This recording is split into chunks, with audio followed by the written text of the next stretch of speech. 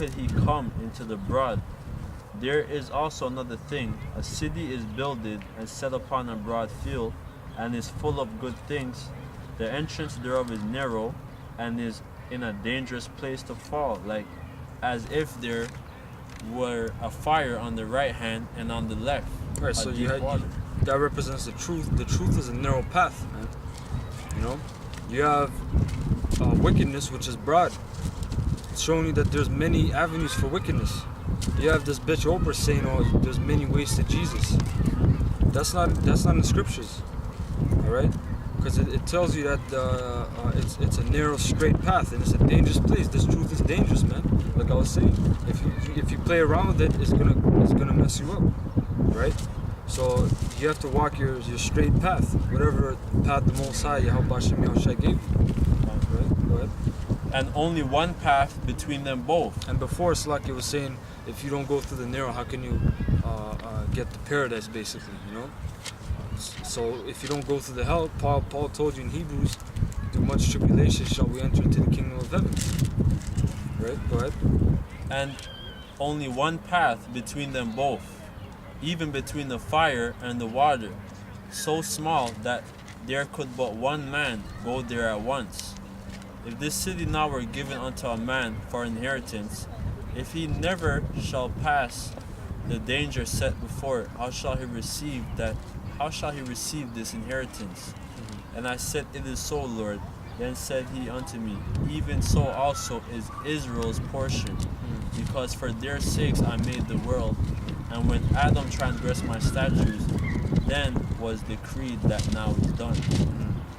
We have Sirach 2 and it says, this last one verse. Verse 12, Then were the entrance of this world made narrow, full of sorrow and travail, that are but few and evil, full of perils and very painful. Yep. For the entrances of the elder world were wide and short, and brought a mortal fruit. So good chapters. But that's the point.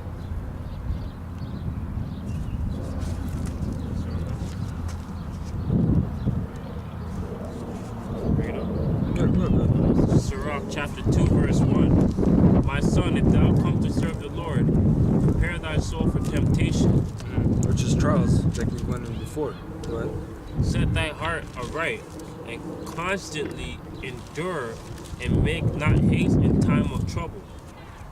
Cleave unto him, and depart not away, that thou mayest be increased at thy last end. Whatsoever is brought upon thee, take cheerfully, and be patient when thou art changed to a low estate. Yep, which you have many kind of examples, prison being one of them. Yep. Right, go ahead. For gold is tried in the fire, and acceptable men in the furnace of adversity. Yep. That was the point.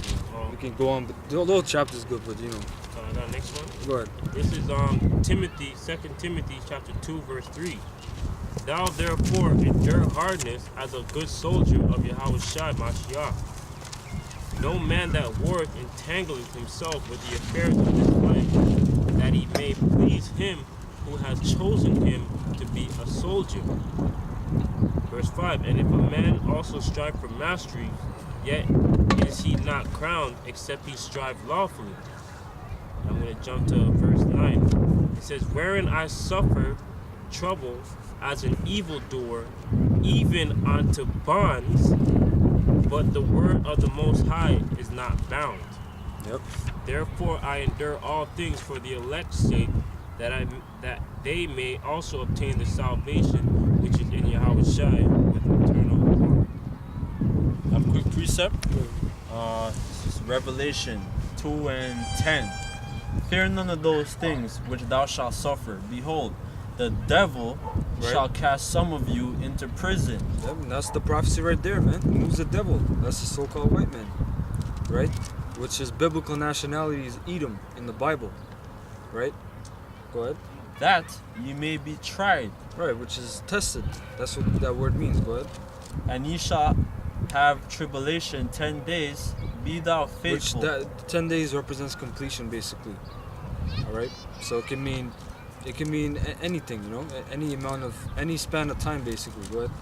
Be thou faithful unto death, and I will give thee a crown of life. Because in the martial law times, you're gonna have some brothers that might be in the concentration camps, right, and faced with death, right, the guillotine. Because if you've been keeping up with elders been bringing out with, you know, different things that are going on in the news, they're making all these guillotines and bringing them back to literally bring you a choice to take the chip or get your head lopped off, basically, you know. But He that hath an ear, let him hear what the Spirit saith unto the churches. He that overcometh shall not be hurt of the second death. right, and now in this time you have brothers in different camps. Those are different churches, man. You know, you have different. We're in Canada here, brothers in the States, brothers in Europe, South America. So this message right now we're bringing it to the churches too. You know, just like the elders bring out to the churches, just like the other brothers bring out information to the churches. You know, so we're bringing out to the churches right now the information about that the truth is real, man. You know, it's not a joke. Right? Some guys take it for a joke until some real shit happens, man. You know, go ahead. It's in Matthew. Hold on. You finished? Yeah, I finished. Matthew chapter 10, verse 15. It says, Verily I say unto you, it shall be more tolerable for the land of Sodom and Gomorrah in that day of judgment than for that city. Behold, I send you forth as sheep in the midst of wolves. Be ye therefore wise as serpents and harmless as doves.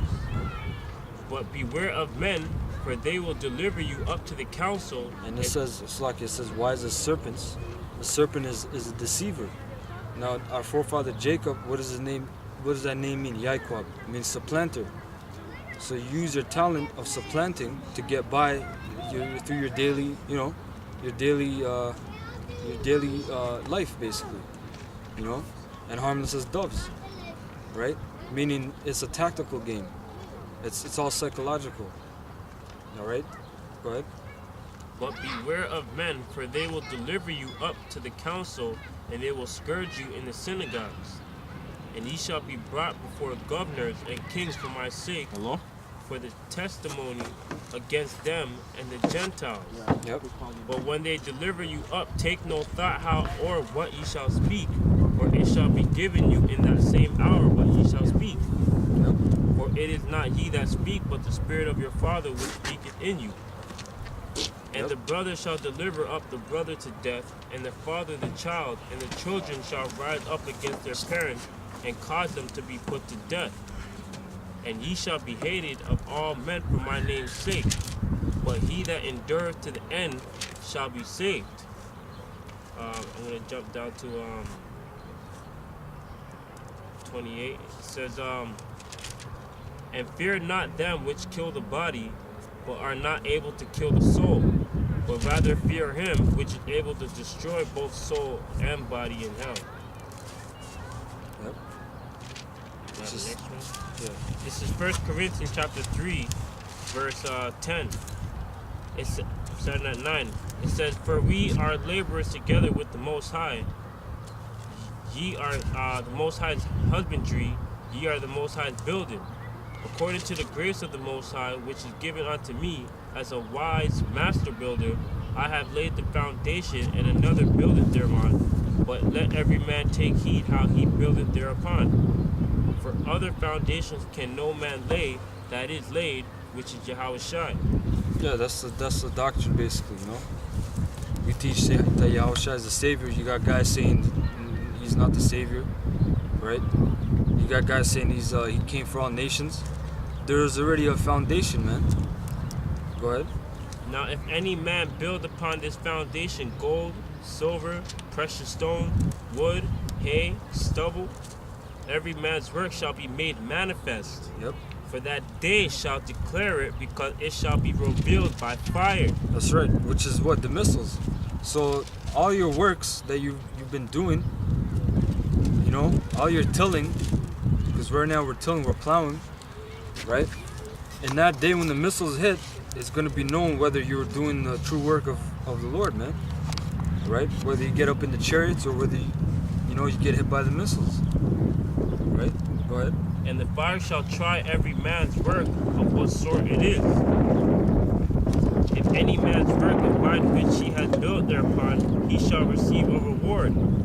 If any man's work shall be burned, he shall suffer loss, but he himself shall be saved, yet so as by fire.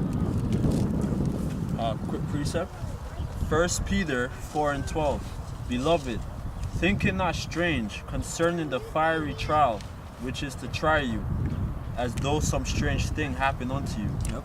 But rejoice insomuch as ye are partakers of Yahushai sufferings, that when his glory shall be revealed, ye may be glad also with exceeding joy. Yeah, because it tells you before honor cometh humility, which the word humility means humiliation, basically. So we're going through that stage right now. We're humiliated, whether on the highways, on the internet, Work. Yep. So, In your home. Yep. hey, brothers, whatever you want to say, Yeah, in our daily lives, whether at work, at home, because our family is against us, friends, Yep. everybody. So all we have is the brotherhood, as Hebrew Israel, as Israelites, and the Lord. That's it. If ye be reproached for the name of Yahushai, happy are ye, for the spirit of glory and of Yahweh, B'Hashem Yahushai, resteth upon you. On their part he is evil spoken of, but on your part he is glorified. Yeah.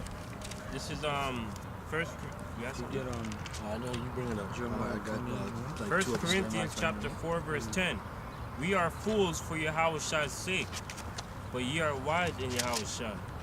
We are weak, but ye are strong. Ye are honorable, but we are despised. Even unto this present hour we both hunger and thirst, and are naked, and are buffeted, and have no certain dwelling place. Yeah, because, man, either you're renting, man, or you're whatever mortgage, whatever, that's all uncertain, man. Because anytime some shit can happen, you lose your house, get evicted. All right, go ahead. And labor, working with our own hands, being reviled, we bless. Being persecuted, we suffer it. Being defamed, we entreat.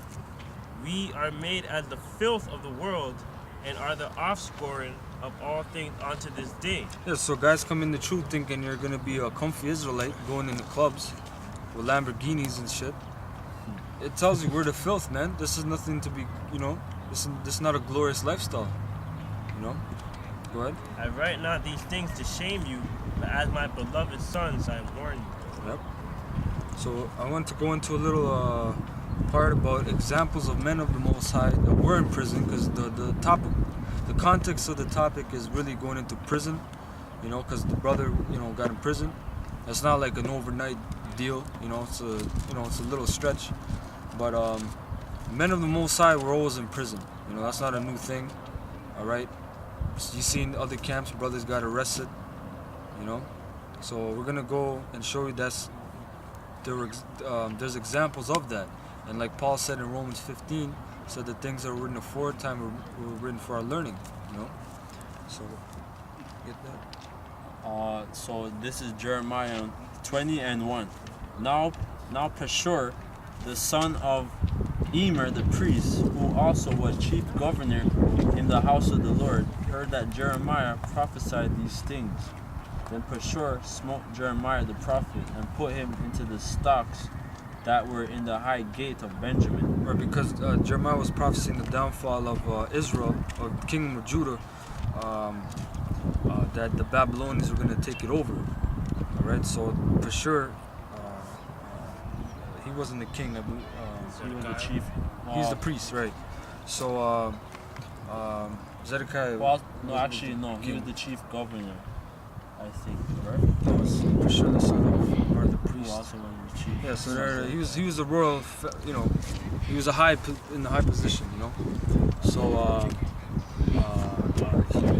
we're gonna read it, right? Yeah, and then it says, It says, Pashur smote Jeremiah the prophet and put him in the stocks that were in the high gate of Benjamin, which was by the house of the Lord. And to 4. it came to pass that on the